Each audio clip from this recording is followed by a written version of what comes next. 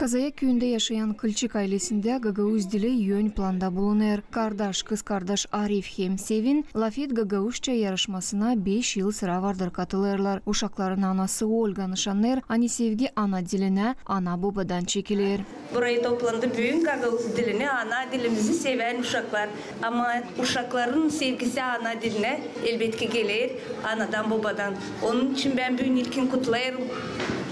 Ana babaları, hangileri çetin karakter tabiatı var, kullanma, hem uşaklara verme, ilerletme Gagavuz dilini. Lafet Gagavuzca 5 yarışmasına bu yıl katıldılar. Dilsade Gagavuzya'dan uşaklar ama Rusya'da yaşayan Türk dilli milletlerin evlatları da nişanladı. Yarışmanın kurucusu Güllü Karanfil. Biz çalıştık maksimum bulma o uşakları kim laf eder. Ama ne yazık ki burada da görüyoruz hani arada uşaklarla analar uşakı da artık alışmışlar, öyle olmalı. Ama uşaklar laf ederler bu uşaklar da oradan da. Sanırım hani bu uşakların sayısı lazım zedelensin.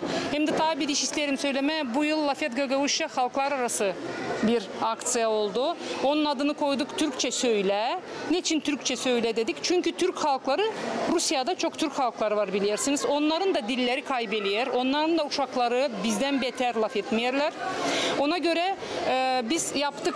Kırım Tatarları katıldı, Karaçaylar, Balkarlar katıldı, Kumuklar katıldı, Yakutiye katıldı, hem de Sibir Tatarları katıldı bu aksiyaya. Bizden 30 uşaksa onlardan da 55 uşak katıldı. Toplam 85 uşak katıldı bu aksiyaya. 85 uşağın arasında 40'ı Gagavuz aileleri uşaklarıydılar. Onların arasında seçildiler 30'u. Onlar kim ailede Gagavuz dilinde laf eder. Her bir uşak ödüllendi hem bağışlandı. Destek bu uğra Türkiye devleti dostlarından geldi. Burada Türkçenin çok güzel bir şekilde aslında öz Türkçenin konuşulduğunu görmek bize ayrıca mutlu etti.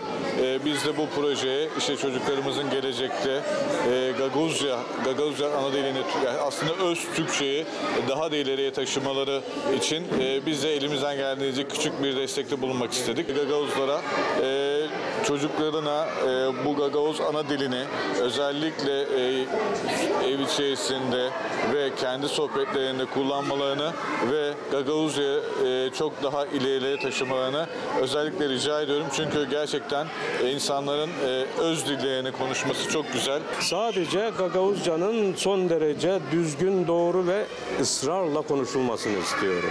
Arada başka dil olmasın. Konuşmamda yaptığım gibi dilini kaybeden milletler milliyetini, benliğini de kaybederler. Tarih bunun örnekleriyle doludur. O bakımdan son derece dil çok önemlidir.